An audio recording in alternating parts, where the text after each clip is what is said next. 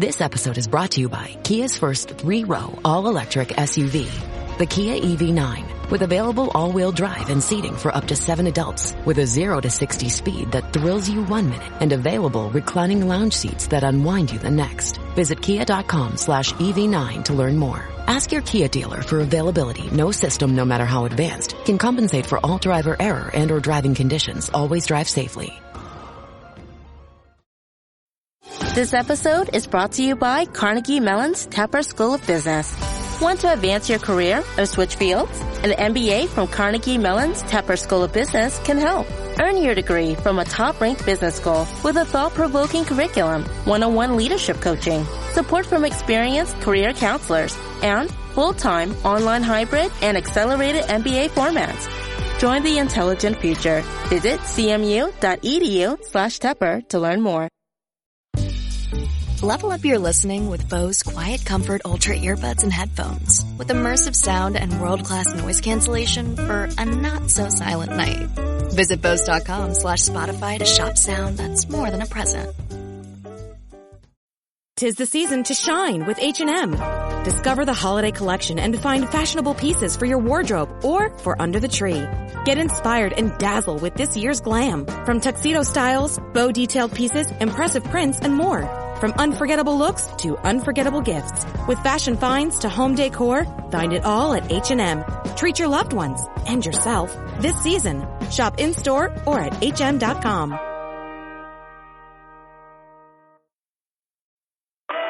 It's time to say goodbye to hold music and say hello to fast customer support with Service Cloud. With trusted AI and data working together, you can skip long wait times and deliver efficient, personalized service right away, all while keeping support costs low and more customers happy.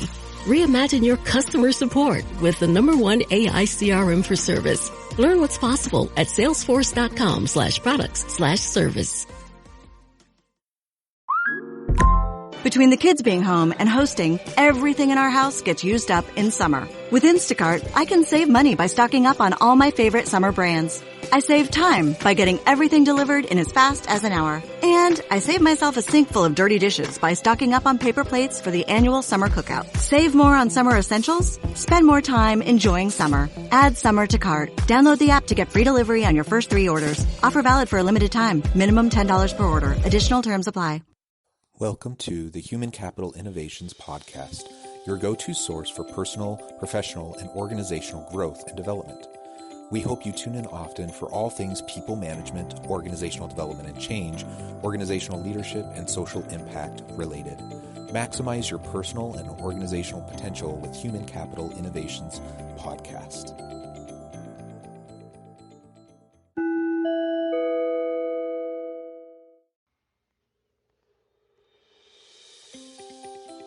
Welcome to the Human Capital Innovations Podcast. In this HCI podcast episode, I talk with Chris Yoko about creating and sustaining a transformative company culture and driving corporate social responsibility with impact.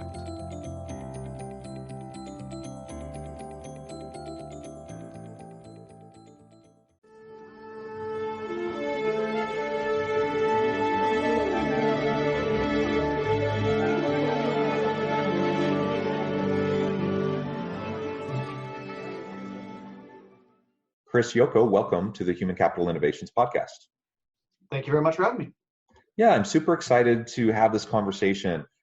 We've been preparing for this episode for a couple weeks now, and I've been looking forward to talking with you. Today, we're going to be focusing on transformative company culture and social responsibility with impact. And I know you have a lot of experience and background in these areas, and so I look forward to the insights and the experiences that you'll be able to share in relation to these topics.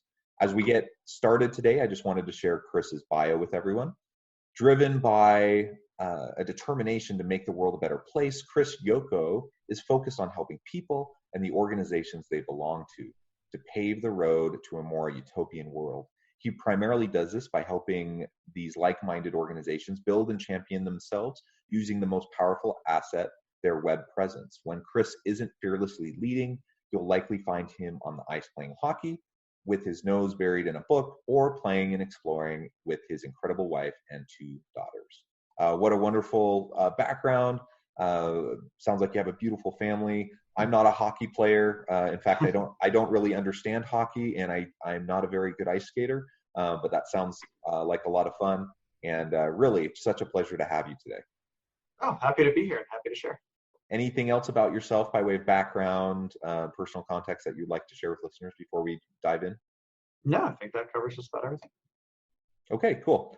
So I like how you focus on your role in leading out to help people and organizations to find opportunities for driving sustainability in the world. I think that's beautiful. That's awesome, and we can leverage the various assets and capital within an organization to be able to find that kind of a success. But it doesn't happen in a vacuum. We can't just snap our fingers and then all of a sudden be impact minded and have a healthy, sustainable, productive organizational culture. So what are some of the first things that you do when you go into an organization and you try to help them kind of create a baseline and understand what it means to have a healthy, transformative culture? How do you set that baseline with them and then help them start to move the process forward to develop and maintain it? Yeah, it's it kind of falls into one of two buckets. So there's organizations we work with that really already kind of understand their impact and they want to execute on it. And that's the majority. There's the 20-80 rule. 80% of organizations, they have that aspiration and they know they can do something more impactful, and they're wondering exactly what that is, how it aligns with their core business, and how they can use that to move forward. And so in a lot of those cases, which tend to be more the kind that are in the same situation that you mentioned, it's kind of coming in to first begin to understand where there are the pillars of alignment within the organization. That tends to start with the people. So you start to kind of hear okay, what kind of things have attracted the people to the organization? What's always been interesting to me is you tend to find, while they may have never consciously talked about it, there are certain things that brought this group of people together, certain commonalities that they have, and certain reasons that people that, they don't get it, didn't stick around in the organization, certain people did. Once you're conscious of that, you're then able to say, okay, what kind of things do we believe in?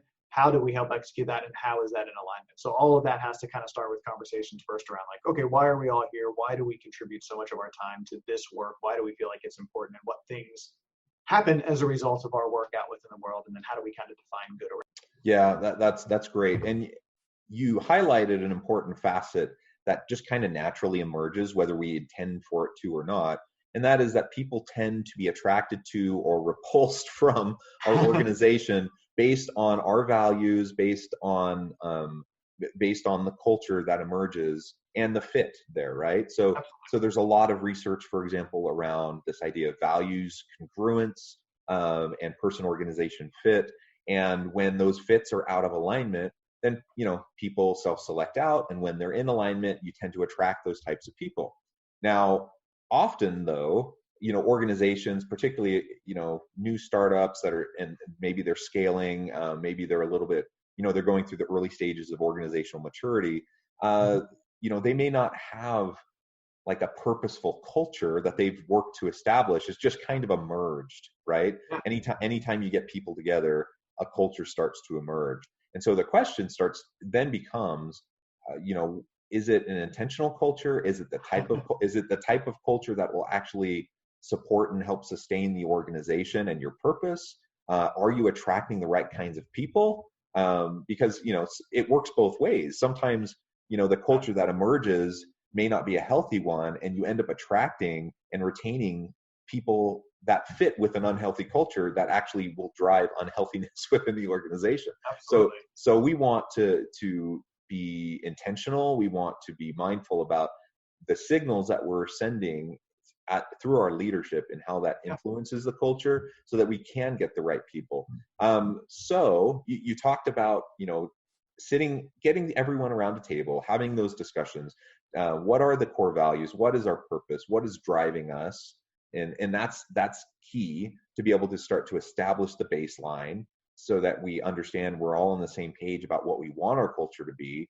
But saying it and doing it are two different things. So what have you found as you've worked with leaders and tried to get them, first to have the discussions, the conversations, but then to move towards sustainable models of actual practice, to do what they, to have policies, practices, and procedures that are actually in alignment with their stated values and purposes.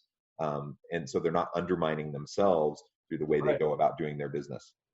It's one of those kind of weird things because it's something that you state, and you, like you said, it's easier to do than to say, but at some point you have to say it and then start to make that a reality, and you've got to kind of put it out there. So it's almost like somebody who comes up to you and they say like, hey man, I stopped smoking. And it's like, oh, that's great. Like, congrats. How long have you been not smoking? And they're like, last one was, 2 hours ago. And it's like, well, that doesn't seem like a historic achievement. If they stick to it, and that was indeed kind of the fork in the road, that's a big deal.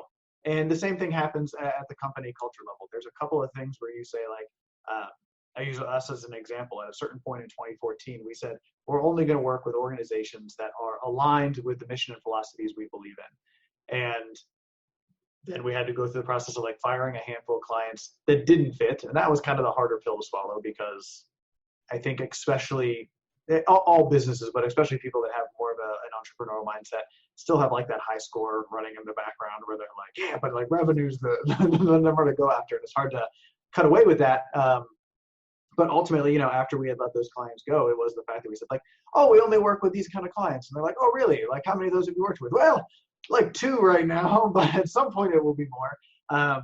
And then the hardest part of that is really easy to get people to say it and to get like really like pumped up and like, this is who we're going to be. And then to fall right back into those old behaviors. It's the hardest part, just like the quitting smoking. It's getting through that first gap and forming new habits.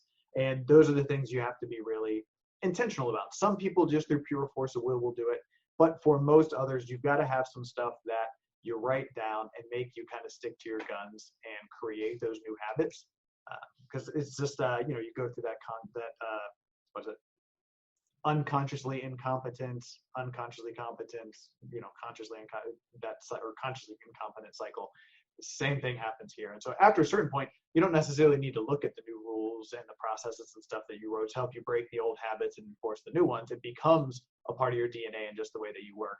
But people seem to think that that's going to happen magically with the flick of a switch, and that's not the case. You really got to have those things as a forcing mechanism to get you to that next place. Yeah, that's exactly right. The mechanisms are key, especially in those early stages, and they can play out in a lot of ways, right? So certainly you want to have things like clear value, mission, and value statement that's on the website that is displayed prominently in places where people can see it and be reminded of it. You want those things to be verbalized in meetings consistently and in company communications consistently. So those are kind of low-hanging fruit kinds of things everyone should be doing. But everyone knows that just because it's on the website or it's on a banner on the wall or because it's in the company email, that doesn't actually mean a whole lot if they don't see evidence of it playing out in practice. And so building it into things like the feedback loops and performance review cycles and employee onboarding and stay and exit interviews and all that kind of stuff, right? You start to build it into all those things, and then it signals to everybody that we really do feel like this is super important, that we're committed to this, and enough so that we're going to do the hard work of building it institutionally and systematically, building it throughout the organization. And then that starts to help build that muscle memory in people to develop those habits. And then you don't have to be like totally indentured to like processes and procedures, and things will flow and innovate over time, and you'll have adjustments and you need to be able to pivot. But building that muscle memory of those types of behaviors and having leaders who model the types of culture that they want to have and see amongst their leaders and amongst their people, it's just really, really important. And what I see over and over and over again is organizations that know their purpose. They've gone through those early stages of work, to define their purpose, their values, their driving elements of the organization, and even some of the processes and mechanisms, to help it to happen. But then they just don't stay the course, because because leaders are busy. They have a lot of weight on their shoulders. They have a lot of pressure on them. They have a lot of things vying for their attention. And often they think that, they do this initial work and maybe they spend a year trying to spin up these mechanisms and get everything in place. And now they can move on to something else. And that's not the way culture works. Like, it has to be a slow, steady drip, right? You just have to constantly be hitting it home. And once you back away from it and start to have your attention wane towards those types of healthy cultural elements, then people will naturally start to revert back to old habits, or they'll start to, cut corners, or, find different ways of doing things that will perhaps increase efficiencies, but reduce, and diminish the kind of culture that we're shooting for. So how do we avoid that? And what are some ideas that you shared with organizations in the past, and how they can sustain that kind of a healthy culture? Yeah, so there's a couple of things, and it goes through the different phases of adoption as well. So whenever you first say it, like you said, you've got to have a couple of those mechanisms in place to create that muscle memory and kind of break. But as you said, that kind of mid-adoption period, a lot of people, hey, we're busy, attention wanes, and they go back to old behaviors because that's kind of what they already know. That's where the alignment piece comes into so much play, is if you're going to go through, and we've all seen the organizations that are like, yeah, we did our core values, and it's like quality and trust, and it's like, you've got to dig deeper than the surface on these things. It's got to be meaningful work, otherwise don't waste your time. I think, I don't know if you're familiar with the Netflix culture deck that they published a long time ago, but that's a great model. Being able to kind of look through that and be like, okay, what does that look like for us? And you can clearly see in the Netflix example, there's a handful of others that have done something similar, the alignment that has with their business model. So you begin to see oh, here's how these core values truly distinguish the organization. Here's how they look for that identified in individual people. And here's how they continue to measure that. And so you've got to have some metrics attached to it.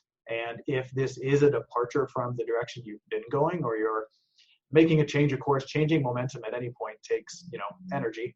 And as a result, a lot of people, what ends up happening is, maybe they say it and they get pumped up, and maybe they start to get through some of that adoption, and then they start to see maybe revenue take a hit, or some people leave because they're not a good fit for the culture, and they don't have the rigor to basically see it through. And so they say, oh, okay, never mind, let's undo it. Let's go back to the way things work because it's getting uncomfortable. That chasm of discomfort is the thing you've got to be able to clear to get to the place where all that work pays off.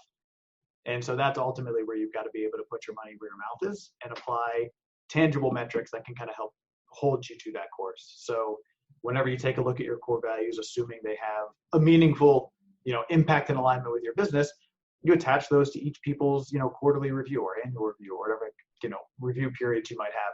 You have to apply some tangible metrics to it, and you have to be able to see how that affects and moves the business. It can't be an exercise that's divested or apart from the way that you generate revenue and the way that you guys work and the structure of the organization itself. All that stuff has to be truly aligned.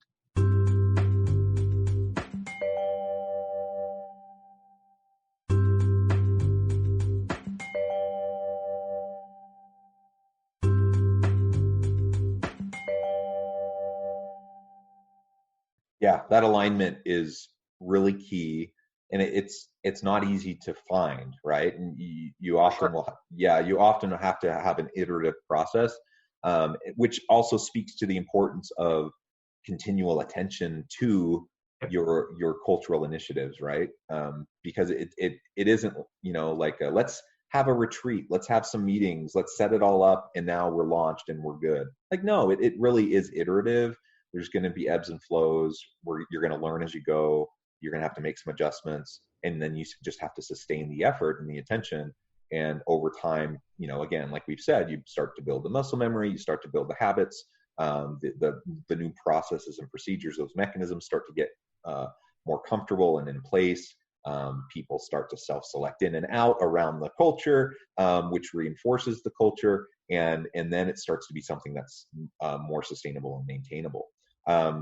So those are some great thoughts and some great tips. Let's pivot a little bit now. I want to take a little bit of time to talk about corporate social responsibility and doing work with impact. I know you do a lot of work around that. How do you help organizations define and measure their impact so that they're ensuring that, whatever they're passionate about, like they're actually accomplishing something and not just doing things for show. I mean, positive PR, that's good, but we don't want to just do things for the PR value. We want to actually have the impact that we're desiring. So what kinds of ideas do you have along those lines? Well, to your point, you don't want to be, what was it? I think Anheuser-Busch donated like $100,000 worth of water to the hurricane victims and then did a multi-million-dollar media buy to talk about how they donated this water. And it's like, there's truly having an impact, and then there's the impact for marketing purposes. And so we tend to be more aligned with the organizations that truly want to have some form of long-term positive impact. And the way that I kind of phrase it is, I think the organizations have to be willing to play the role of a custodian. The way technology is moving things more quickly, it's easier to move money between countries and across the globe. And so you're starting to see individuals rely on corporations almost as much, if not more than in some cases, governments to take care of people. And so if you get to have a vote with your dollar, you're going to want to support the organizations that have our collective best interest in mind. And so a lot of the thoughts around, impact tend to come back to being able to do work that you really feel passionately about. And again, feels well aligned with all of the other things we've talked about already. So how does it align with the core values? Is this work people are going to be excited and invested in doing? It's similar to Bruce Lee had a famous quote where he was like, you have to punch through your target if you're really going to maximize the amount of power. And so a lot of people, I think, revenue tends to be the target. And if that's what you're punching to, then you'll get the results at that level. But if you're punching through that to impact, what we found is the organizations we work with tend to outperform their peers. And there's like, if you look at firms of endearment, there's books that have, analyzed that in way more detail than my, anecdotal evidence might support. But ultimately, it's being able to understand what aligns with your business model. And so in some cases, it is as simple as we work with an HR recruiting and culture consulting company. And so they realize that based on some of the research they've done, whenever they make the workplace a better place, the people go home to their families, their kids, they're more present, they're more aware, they're better educators, they're better providers, they're better caretakers, they're more available to their family. That ends up building a better, basic fabric of society. And so the way they measure impact is for every organization we go in and, basically get to have this culture lift and dynamic change, we count the lives that have been affected by that. So we count all the employees, and then because we've got a head count on them as well as their family members, that's kind of what they look at. And that used to be a thing that really excited me, was like the aggregate numbers, to the point where we have a goal here at Yoko CO to positively impact the lives of 100 million people by the end of 2020 through the work that we do with our clients. So it's kind of an integral part of our work to help them calculate that impact. But what I found is equally motivating is the ability to just tell the story of how you've impacted a single person's life through the work that you've done. And being able to take those small stories where people can see themselves reflected back, or somebody that they know reflected back as a result of the work they've done, feels really meaningful. And what I found is it gives us a reason to kind of come, and you can come to your computer and answer emails and type away and code and design or do whatever it is you do all day and not feel like you've had any tangible difference on the world until you hear those stories. That, hey, as a ripple effect of the work that you've done, this little girl got heart surgery that she needed. This person got an education in a town. One of our clients helps provide internet, like node-based internet to tribes in Africa. One of the women there learned how to program, now programs for a company based in America, and has brought a level of wealth to her tribe that was unseen beforehand. And those are the kind of things that are possible. But the person who made that possible was basically just uploading a bunch of how to program content onto a bunch of hard drives so it could be delivered and set up in a node network. They would have never seen the impact of their work. And so what I find is, while the aggregate numbers are really important to be able to kind of calculate and measure your impact, those detailed stories at an individual level are the thing that get people really excited about the work they do and tend to be willing to get energy out of the work that they do, as opposed to lose energy by putting their effort into the work. Yeah, absolutely. I think a combination of those quantitative metrics and analytics, along with the qualitative stories that we can really demonstrate, dig deep, and demonstrate in the lives of real people, It's powerful stuff. And, it's hard work. It's hard to get to impact. It's hard to assess, right?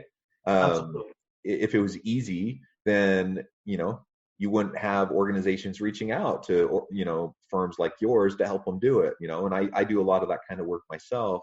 And it is tricky work, but it's very valuable in many, many ways. And fulfilling. And fulfilling. And it lifts everybody. So that's just wonderful. I used to work construction, and so it was great whenever you work construction. Like, it's tiring. Like, you're tired at the end of the day. But you could go to an empty field and then a week later be like, that house didn't exist before. Like, we built somebody a home, and like get to see the fruits of your effort. And whenever you're just doing it here, you don't get to see any of that. And so the opportunity for those stories to come back and really let you know that your work had an impact, I think, is really meaningful. Yeah, absolutely. Well, Chris, it has been a real pleasure talking with you. The time has flown by, and we're almost out of time for today. But I wanted to make sure I gave you a chance to take the last word and to share with listeners how they can get more connected with you and find out more about what you're doing. Sure. To find me personally, it's chrisyoko.com. So ChrisYoko.com. And then the company's name is YokoCO, YokoCO.com. And as I mentioned, we're marching towards, I think we're going to surpass our 100 million people positively impacted by the end of this year. And so we've got a couple of fun things we've been working on that I think are going to be beneficial to all of society that we'll be able to share more on in 2021. So if you're interested in helping with that stuff and being a part of some stuff that can really help, we think in the long term change the world for the better, find us there, connect with us, or jump on the newsletter or something, and we'll keep in touch, and we'll have some exciting stuff to share at the turn of the new year. Awesome. Thank you, Chris. And it's such important work. I applaud you for everything you're doing. Thank you for all the effort around that. And I think particularly in the times that we're in, it's been a super interesting year. A lot of stuff is being thrown at people, not just with the pandemic, but with all of the socio-political and all of those things, right? There's a lot of opportunity for us to help lift each other and to strengthen the fabric of society. And we can do that in many ways, but one of those ways is through the work that we do in our jobs and through our organizations. And so as we think along the lines of corporate social responsibility and social impact through our work, the possibilities are almost endless in what we can do to benefit the world. So thank you for everything that you do. I hope listeners will reach out and get connected, find out more about how you might be able to help them. And as always, I hope everyone stays healthy and safe, that you can all find meaning and purpose in work each and every day. And I hope you all have a great week.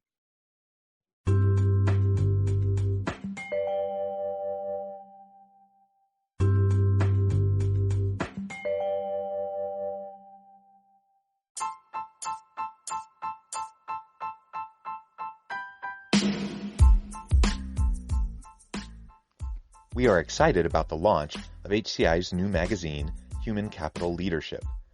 Human Capital Leadership is a free, interactive e-magazine designed to help individuals, leaders, and organizations find innovative approaches to maximize their human capital potential. We will be publishing issues quarterly in August, November, February, and May. Check out the first issue and let us know what you think.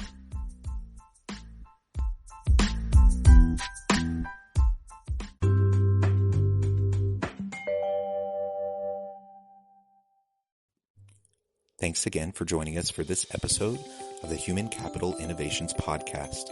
I hope you stay healthy and safe and that you have a great week.